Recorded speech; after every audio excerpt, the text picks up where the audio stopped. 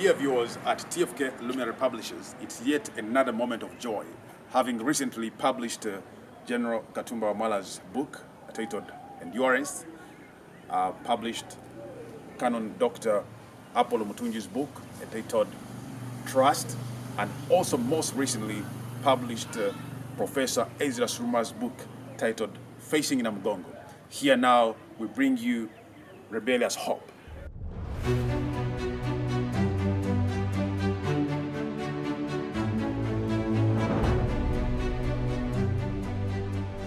Look out for it in the stores, in the bookstores. It will be at Uganda Bookshop. It will be in a restock and many other bookstores.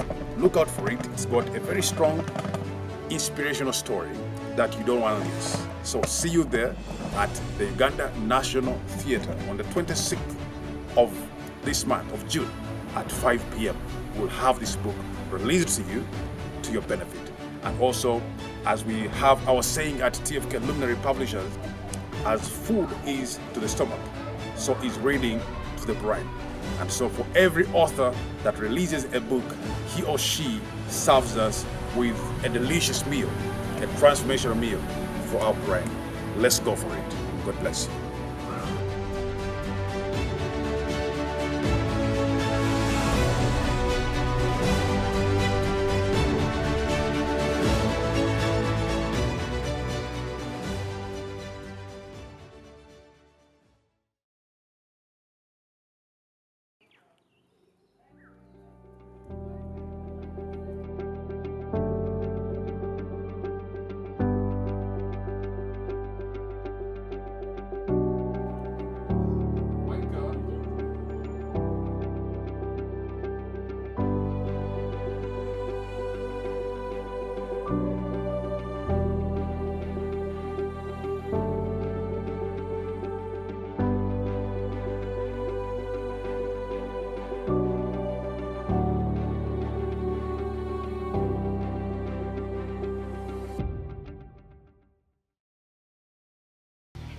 Hello viewers, my name is Frank Kaberuka, the CEO at TFK Luminary Publishers. We are happy that today we are bringing to you and introducing to you, our viewers and readers, a new book titled Rebellious Hope, Crushed but Not Broken by Jen Kaberuka.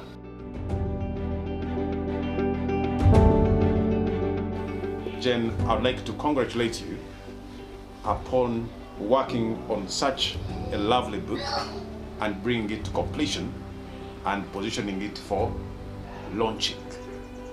Yes.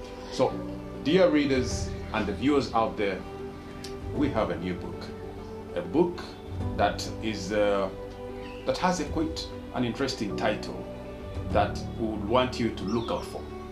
This book is scheduled to be launched on the 26th of June of this month at the Uganda National Theatre, starting at 5 p.m. And that's why we thought that before we get to that day, the author comes out and tells us a little bit about this book. But before we go any further, I'd like to get Jen to introduce herself, to let us know who she is as we look out to dig deep into this book, to give you just an insight as you look forward to get this book into your hands. So, Jen, please tell the reader or the viewer out there who you were, briefly. How are you, viewers?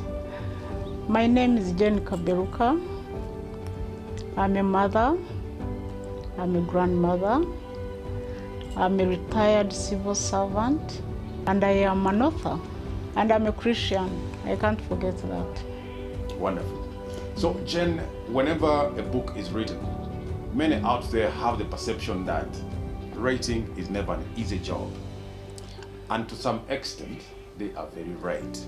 So, where do you get your inspiration to write? Because I know you have not written one or two, but many.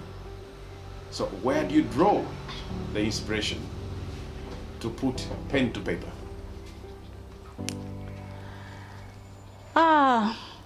One, I love books. I love reading what other people have written.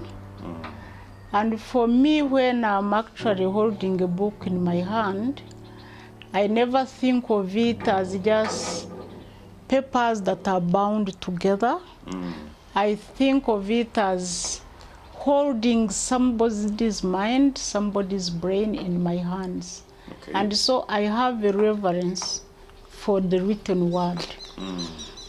And what inspires me to write is not only because I like to read and I like books, it's also because I love to hear other people's stories and experiences, how they have lived their lives, what they have done, how life has affected them and impacted them, and how their experiences can also impact me. And also what inspires me is the observations I make about society, people that I live with, people that I interact with, how they live their lives, and what living their lives and observing it teaches me. And so I also hope that when I write, someone through my writing can learn something, can be encouraged, can be inspired, can be challenged. That's what inspires me to write. Great. So what other books have you written, Jen? I started writing in 1990. Okay.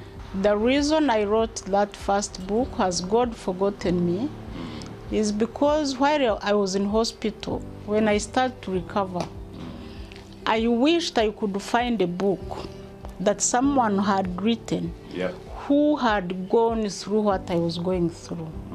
Unfortunately, I didn't find one.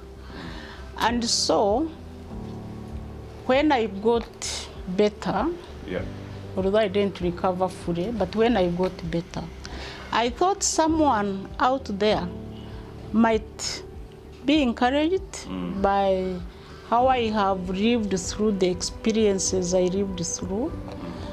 And also, I wrote that first book because I wanted my children, who were very young, one day to read it when they are older and understand what I went through. That's what inspired me to write that first book.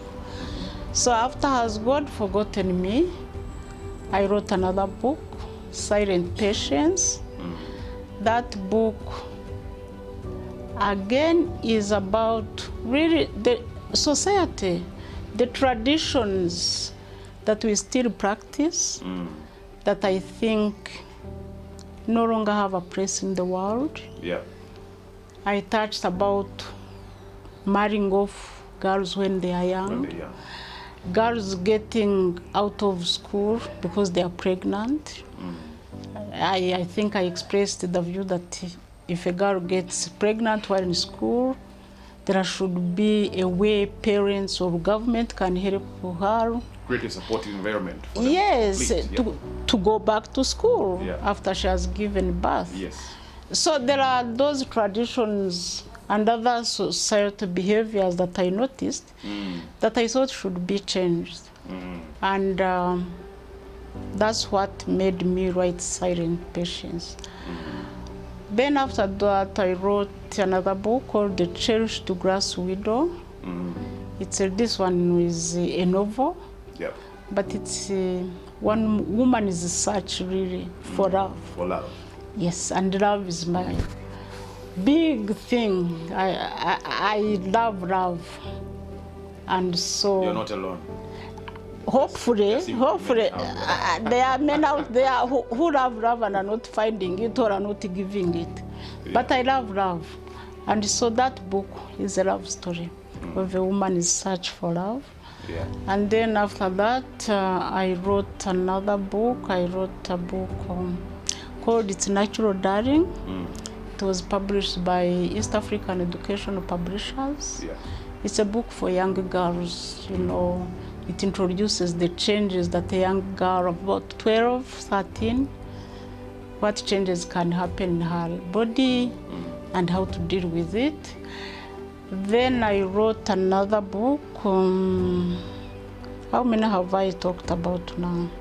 Has God Forgotten Me? Silent Patience, The Chase to God's Widow, It's Natural Dying. Then more recently, I wrote a book called Into the Light. Into the Light. Into the Light is a collection really of testimonies of what God has done in my life. Testimonies that some of which are simply miraculous. Miraculous, yeah. Yeah, for example, there is a story about, in that book, Into the Light, there is a testimony of how I survived my husband's escort and our Shamba boy, how I survived from being killed by them, because they planned to kill me, and somehow, despite the fact that I can't run, I can barely walk, but I survived. It was miraculous. Yeah. So that book is a testimony of really God's goodness, Protection. and how He actually exists. To me, whenever I'm really down, I always think of that experience, how God saved me from a soldier who had a gun, a Shamba boy who had an axe, and I couldn't run, and yet I survived. So that is the most recent book, Into the Light. And then I wrote another book called Brain Heart Fights, Yeah. and the Crumbling Ethical Wars. It's another love story. I can see you have a thing for love. Of course I have a thing for love. I think everyone have a thing for love. I haven't given up on love. I'm a lover. Great. And then more recently, Rebellious Hope. So this is my most recent book.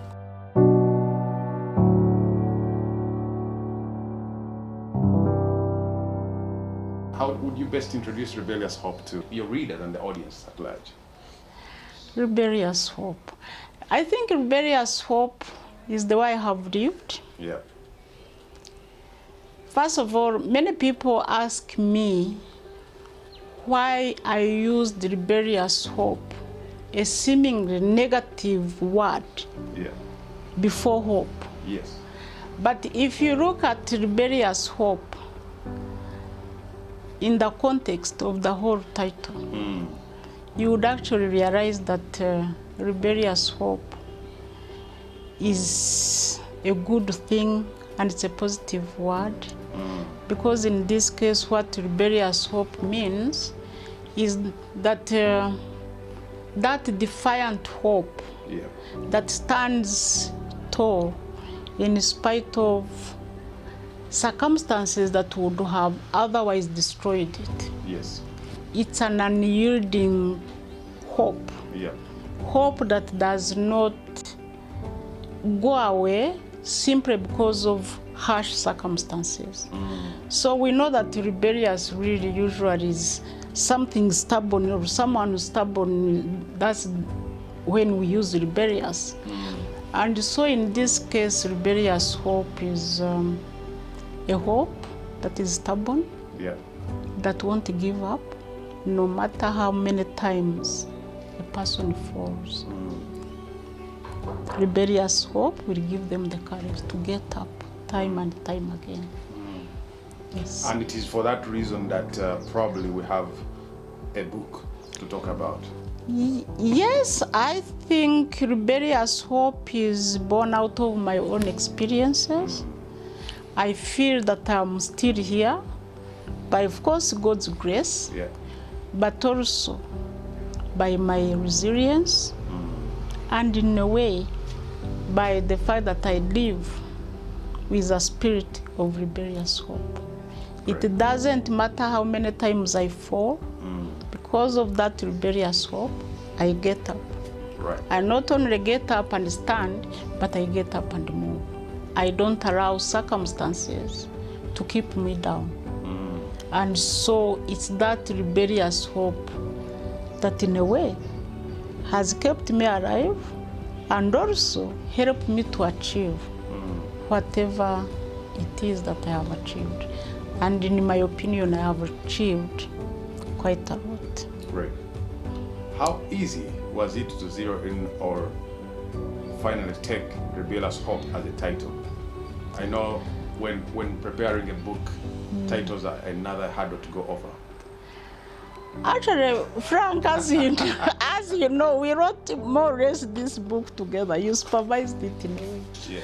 And for me, Rebellious Hope has always been its time. From the time I started writing this book, I knew what I was going to give it as a title. I knew it would have Rebellious Hope, simply because the life I have led has been so difficult. And this book is a story of my life. And the life I've led has been so difficult that, as I said, only Rebellious Hope could have sustained me this far. And so choosing a title for my life story was not really difficult, because Rebellious Hope really reflects my life, what it is, and what has kept me alive, what has kept me going until today. So choosing a title was not difficult, although writing the book was difficult. Was an issue. Yes. There was that title for me which could have taken the day, the 7 Ups. Yes. Yes. The 7. It's seven ups. It's no. It's 8 ups and 7 downs. 8 ups, 7 downs. Yes, I think it was 8 ups, 7 downs. Yes, I thought of calling my book 8 ups and 7 downs, simply because I feel, actually that title I got it from, I think, a Japanese proverb that says, if you fall 7 times, you know, spiritually 7 is a number of completion and perfection. Yeah. So that Japanese proverb says, if you fall completely, perfectly, completely, and you fall 7 times, you must get up, not only 7 times, but 8 times. 8 times. Yeah, you even get up for the fall that you haven't experienced. So initially I wanted to call my book 7 Falls, 8 Ups. Is it 7 Falls, 8 Ups? It was 7 falls, 8 ups. 7 falls, 8 ups. Yes, because you fall 7, but you get up 8. Up, so An extra up that you have not experienced the fall of. So initially I wanted to call my book 7 falls, 8 ups. But I realized many readers may not really get it at a first glance. And so, yeah, I chose Rebellious Hope over and that so one. To the reader and the viewer out there, it is just not enough to write the book.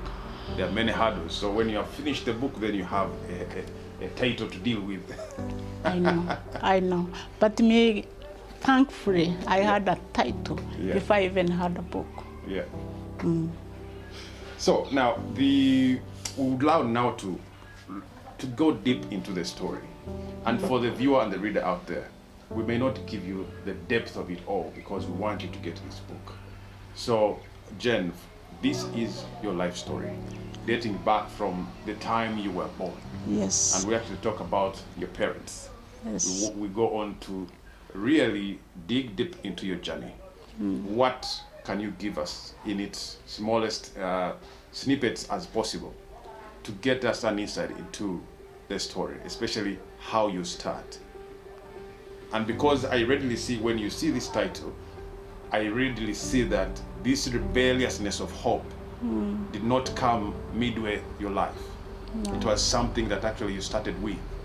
Only that we go to the title at the end of the book, but it's actually traceable. So, what can you share with us in brief as your life begins? Yeah, Rebellious Hope, as I said, is a story about my life.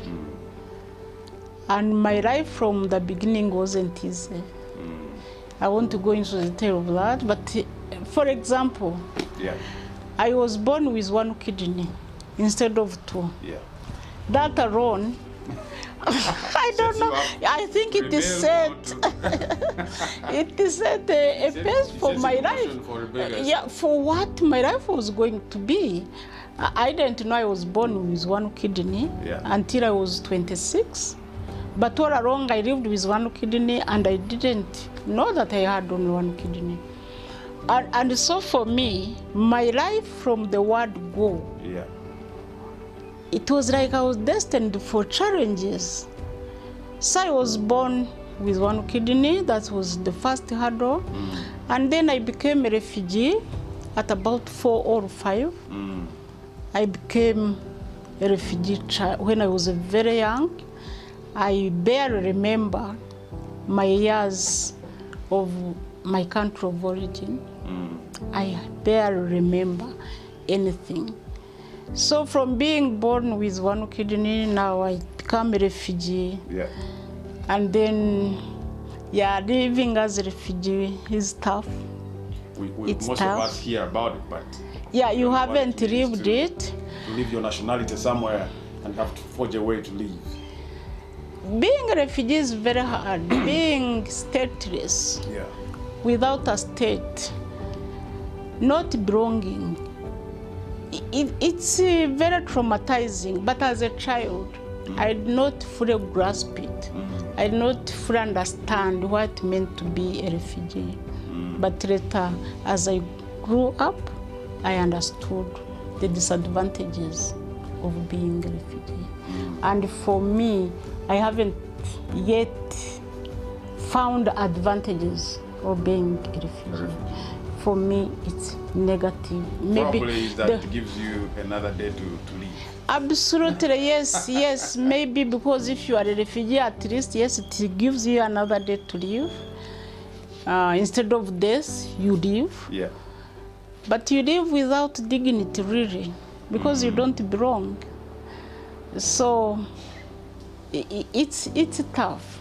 It's tough, but I cannot say that my life has been miserable because I was born with one kidney and I became a refugee. No, there were moments of happiness. As I said, I love love. I fell in love, married a man I loved and who loved me.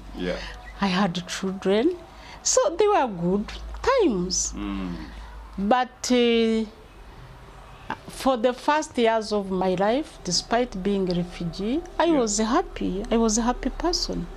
Because what I now looking back on my life as a refugee child and seeing how, for example, my children and grandchildren live, I realized really as a refugee child, I had an amazing childhood. We were very poor, definitely, but we were loved, and we didn't know better. Because I lived in refugee camps, and we are all the same. So I didn't know that out there are people who live better lives. I took it, everybody lived like we lived. So I was really happy child. No TV, no... Nothing, none of those. We played with our own toys that we have made. And we had our parents and relatives around to love us. And we lived, we grew up feeling loved and valued. And unlike now, I don't recall people's marriages breaking down in a refugee camp. I didn't know that people get married and then separate. We never, as children, lived with that fear that today we are living with both parents, but tomorrow I may live with only my mother or my father. We had that security. So my life wasn't all difficult. So from the many things that you have written about in the book about your refugee experience, what one thing that you could tell the reader that you feel was really a big challenge as a result of you being a refugee? I think the big challenge didn't come until maybe I was a teenager. Okay. As I said before, we lived in a camp. Everybody was the same. Yeah. We shared our poverty. We shared whatever we had. Everything was fine. And then time came when I had to leave the camp and go to a national boarding school. And then that's when I realized actually people live differently. There are people there who have more than I have. Yeah. And I think that's when I realized, yeah, being a refugee is challenging. You are really poor. But even that, I didn't realize how bad poverty is. I did not realize the extent of poverty caused by being a refugee until I went to Gayaza High School. Then that's when I realized really being a refugee is a challenging experience, and especially for a young teenage girl. But somehow I navigated even that. And yeah, I'm still here. Great. Before Gayaza, you went to Chebambe Girls. Yes. Any snippets there? Did the trails of a refugee follow you there? Honestly, I feel so blessed that I went to a national boarding school. Yes. Run by Christian missionaries. And when I went to Chebambe Girls Secondary School, I would always remember that Chebambe Girls Secondary School opened my eyes to a new life. That's what I mostly remember about Chebambe. I suddenly realized that there is a better life out there, a better life than the one I had in the camp, and that I could attain that life if only I worked hard and studied. I realized I could break the grip of poverty by studying hard and becoming the best I could be. So Chebambe opened my eyes to a new world that before I had not envisaged at all. And I was talking to someone just 2 days ago, and I was telling her I will always remember Chebambe Girls Secondary School as a place that opened my eyes to a better future, to a possibility of a better future.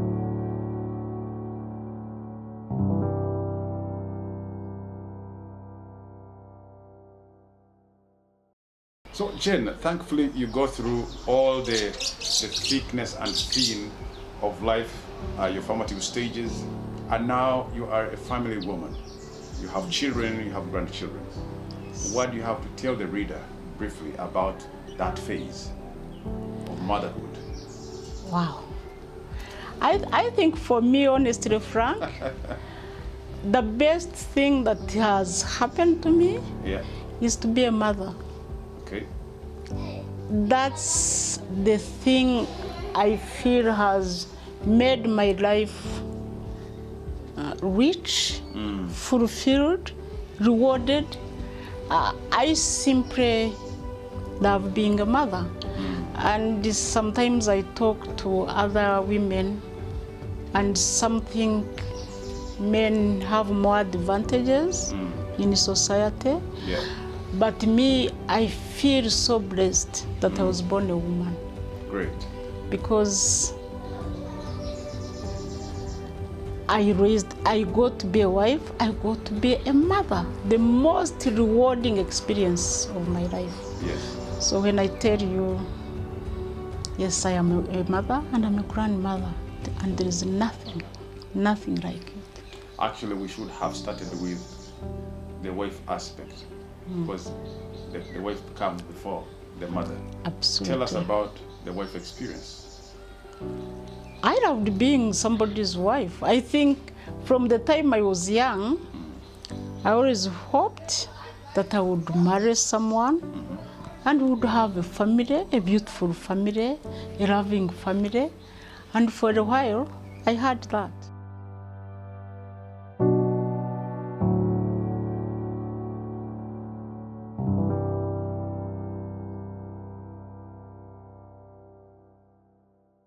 I feel very privileged to have had that experience.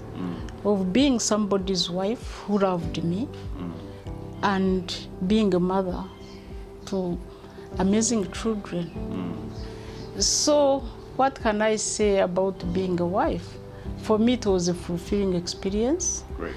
And I wish that people could also find that experience. There is nothing for me like being a wife and a mother. I have been a career woman, but for me, even my career never meant as much as raising my children and creating a beautiful home for my husband meant. Right. Yeah. Okay, so we realize now a life that has taken shape and blossoming, forgetting the seeming troubles of the past, and here we come. You have given birth to your children, and now we get into the accident. Would like the reader to get to pick a snippet from your accident experience that came to set yet another rebellious hope in you, so that we get the reader to know what they have to pick from here.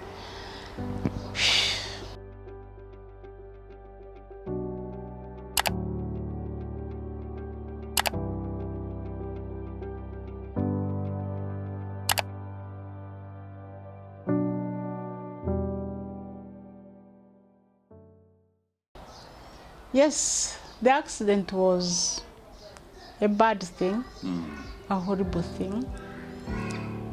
It happened when I was barely 30 years old, actually 30 years old and 2 months. And by then I had 4 children, and I was separated from them for about 3 years because I was in hospitals. Yes. So the accident changed my life for the worse, but it wasn't all doom and gloom. And maybe we need to tell the viewer and the readers out there the nature of the accident. We're not going into detail, but what happened and how you eventually build on thereafter. Yes, the accident was a severe car accident, and I injured my spinal cord and became completely paralyzed from the neck down. And I went to various hospitals. I had the accident in Mbarara, now Mbarara district, near Itojo Hospital. So Itojo Hospital was the first hospital where I went. And after that, I went to many other hospitals, mainly abroad, Nairobi, then Germany. Then I have been to US, I have been to UK, I have been to Australia, I have been to France, I have been to India, I have been to Kenya, I have been everywhere since the accident. So one, I feel very blessed that although this bad thing happened to me, yet I have had the best care that there could be. And because of that good care, I had many surgeries on my back, and eventually I was able to walk. But as I said, not everything about this accident has been negative. There have been positive things. 2 things I would like to mention. Because of the accident, I was able to spend, after hospitals, and other than hospital visits, I spent a lot of time with my children. Yes. And many parents, and especially many children, are missing out on that. For children, really, time spells love. Yeah. The more time you spend with them, the more loved they feel. So without even my knowledge and my doing, because of the accident, I spent a lot of time with my children. And because of that, I have amazing children who are amazing parents. And then other than that, because of the nature of my life, the accident I had can either drive you into despair and depression and you hate yourself, or it can drive you to God. Yeah. So for me, it drove me to God. And so those 2 aspects, there are many others mentioned in the book, but those 2 aspects are the ones that I'm most grateful for. I think that's the best thing that came out of this accident. Time spent with my children and turning to God. Great. And to the viewer out there, most important, I think it suffices to say that finally the consequence or the result of the accident leaves you with only 5% of your nerves to live on. Meaning that as we talk here, it's actually miraculous that you can do whatever you can. Yep. Yes? Yes. And then among the many things that continue to define the miraculous for your life is that you have to now teach yourself to write with the left hand, to sit, and to do so many other things as if you were reborn. I was reborn. Yes. I think... Yeah, this is quite... Yes, I was reborn. The accident left 95% of my nerves damaged, and I have survived on 5%. The neurosurgeons I've seen, or whom I have consulted the world over, have told me themselves, they stopped short of a miracle. They say, we don't understand how your body works. With just only 5% nerve function, you should either have died or you should be bedridden. Yeah. But you tell us you work and you are walking, we don't understand. So the last neurosurgeon I saw in Australia, in Melbourne, one of the top neurosurgeons there, I went to see him actually with my son, Emmanuel, who lives there. And after I had done the MRI tests and so on, by then the reason I went to see him was because I was falling all the time. I would be standing and suddenly my legs would back under me and I fall, or I would be walking and I fall. So I didn't know what was going on, so I consulted him and he did MRI tests and other tests, and then he came out with, okay, you have some fluid in the spinal cord. I don't know why you should have fluid in the spinal cord. And ordinarily, I would have operated and sucked it out or drained it out, but I can't, because you really have no spinal cord to speak of. And so he showed us on his computer screen what my spinal cord looked like. And it was like a thin thread. And he told me, he said, look at your spinal cord. Let no doctor anywhere in the world ever try to operate you. They will kill you. So he said, I would have operated and tried to drain the fluid from the spinal cord. But in the surgery, I would be guided by bone and muscle. Yes. You have none of those.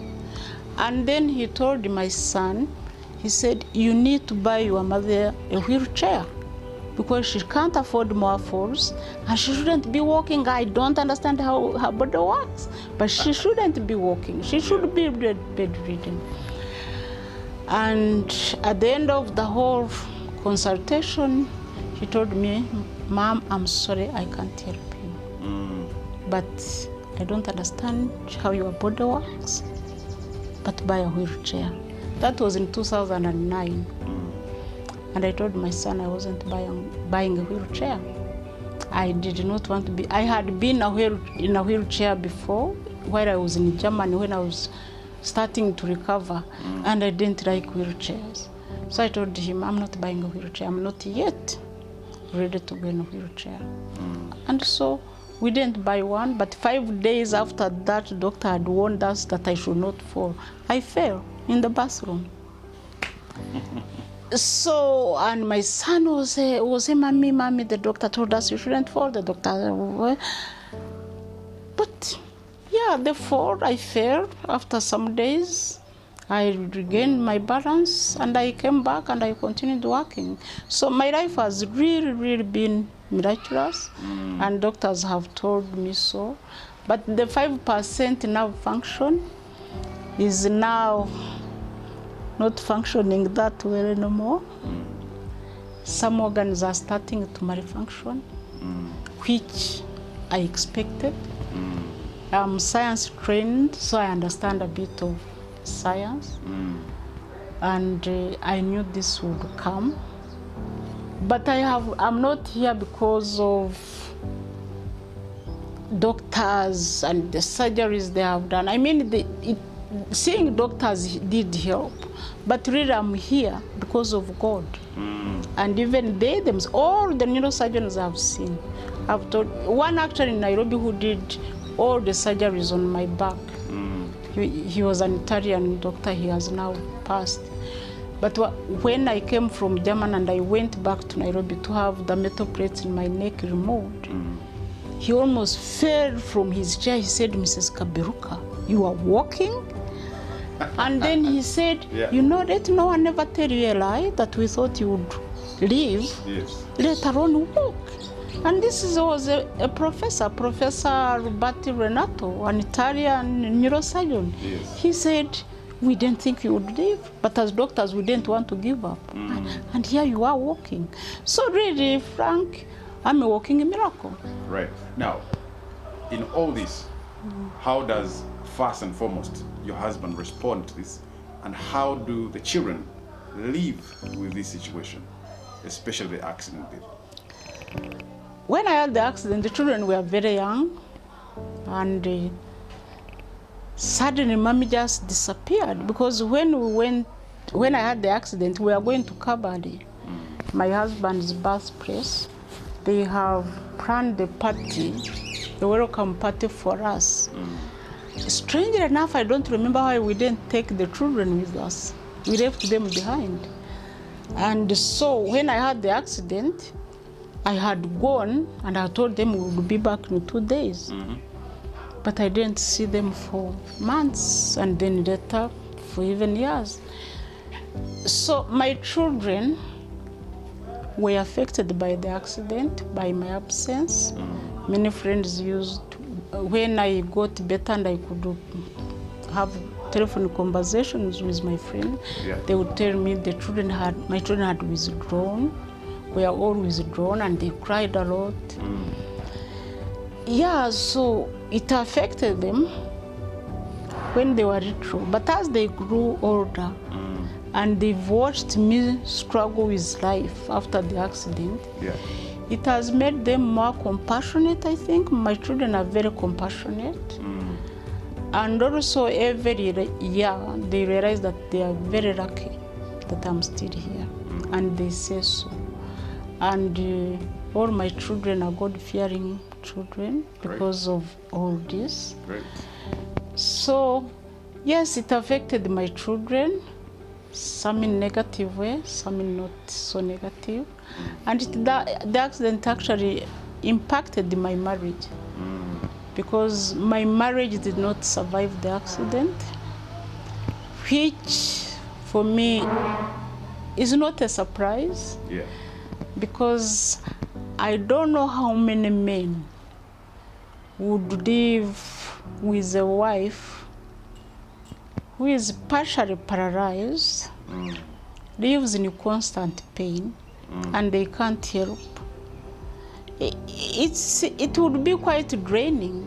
You need to have that energy, that emotional energy that many people don't have. I don't. Frank, I'm sorry that my marriage didn't make it, but I don't blame my husband 100%. I blame him for a few things, but not for leaving me, because I don't see how he could have lived with me the way I was and be a happy person. Much as when we're on the altars, we usually say, for better, for worse. Yeah, it's easier said than done. And for me, until I'm a man whose wife, who's an able-bodied wife, suddenly becomes completely paralyzed, until I'm a man, a husband to that woman, I cannot judge whether I would be able to stay or whether I would leave. I would need to walk in those shoes to understand fully whether I can manage to live life like that. And for me, I'm really, should I say happy? People would find that wrong word. But I'm pleased that my husband was courageous enough to leave. Because if he had stayed, we would have been both miserable.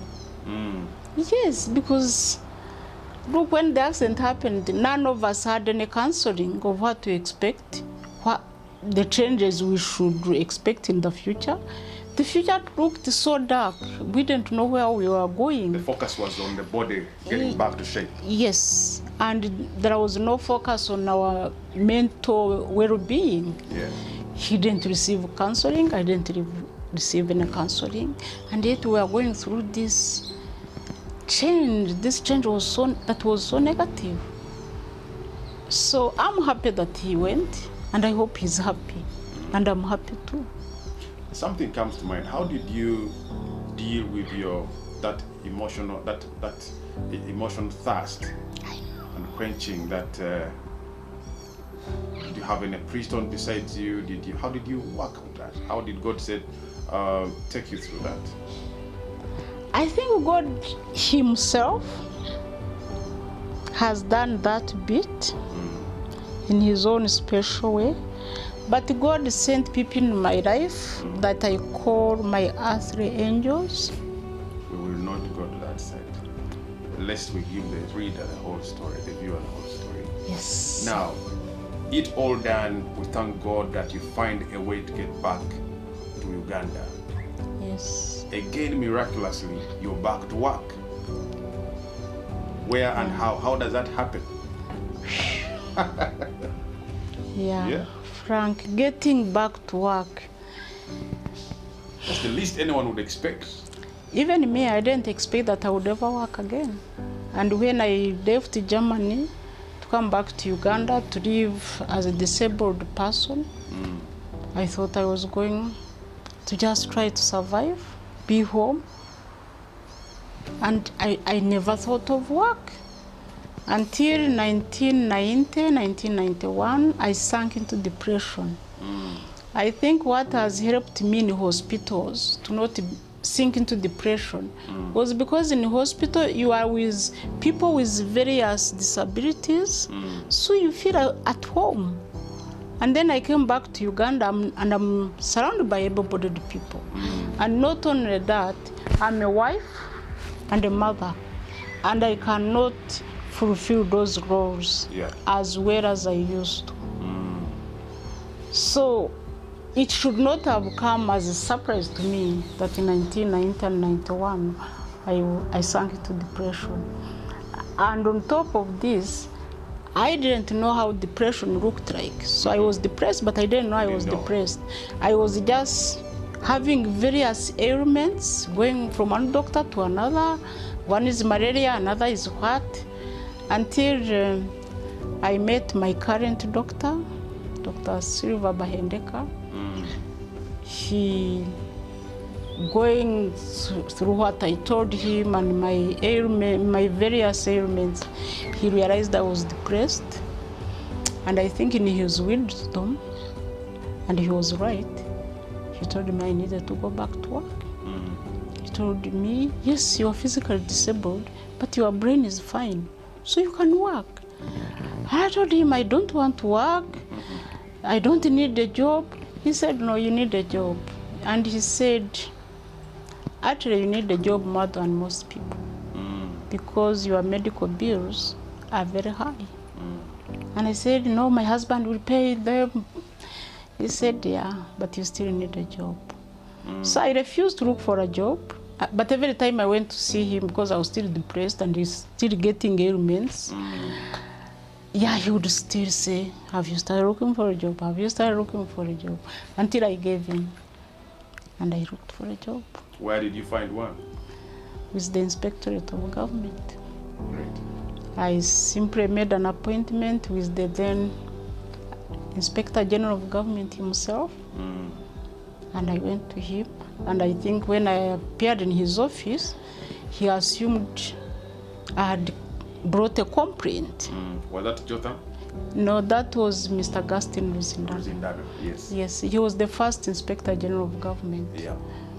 So when I walked into his office, he thought I had brought a complaint. because he couldn't think I was looking for a job with my stick and my walking aid. Yeah.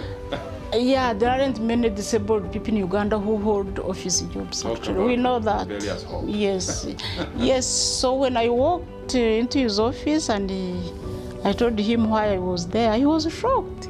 He said, "You are looking for a job? Are you sure you are able to hold a job?" I said, "No, I'm not sure. But my doctor says I can't hold a job." But I was very honest with him. Yes. And he said, "No, why don't you first look for a charity organization? You work for a charity organization." I said, "No, I don't want to work for a charity organization. I want a job that pays me." So he said, "But I'm not sure you can hold an 8 to 5 p.m. job." I said, "The doctor says I can, and he's willing to give me a referral." He said, "Okay, let the doctor write to me, and also your husband, and then I will consider giving you a job." And so my doctor, of course, was happy to write. Right, yeah. My husband wasn't sure that I should be going to office, but he did talk to Mr. Gaston Lusindano, Yes. and I got a job.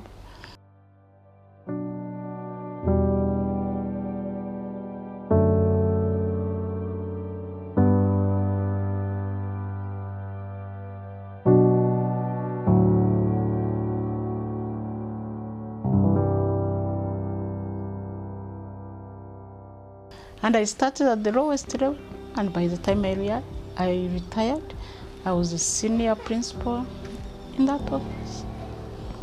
And I have seen a certificate in your living room. Yes, my certificate of retirement. I retired honorably. After how many years? 27 years. 27 years. Yeah, and during those years, I looked after my children. I looked after many dependents. I educated many kids that were not mine. Yeah, I look back and I say, how did I do it? Yeah. And that is how you find the title, Rebellious Hope. Absolutely. Yes. And to the viewer out there and the readers expecting to get this book, we'll keep this interview here and wait for you to come and join us on the 26th of this month at National Theatre at 5 p.m. when we shall be launching this book. The story is big. We shall bring you yet more series, probably under the Miraculous TV program, for you to be able to understand that you can actually live, especially at a time when everyone else has written you off. Yeah. There is a moment and a time made for God for you to live. And for Jane, she has a story here, Rebellious Hope, for you. Thank you very much. And Jen, thank you for making the time for us to introduce this book. And we hope that it will pass on those tenets of Rebellious Hope to somebody out there to yet to live, to see another day, to be able to meet their purposes as ordained by God. Amen. Thank you. Thank you. And God bless you. God bless you too. And thank you, viewers. See you.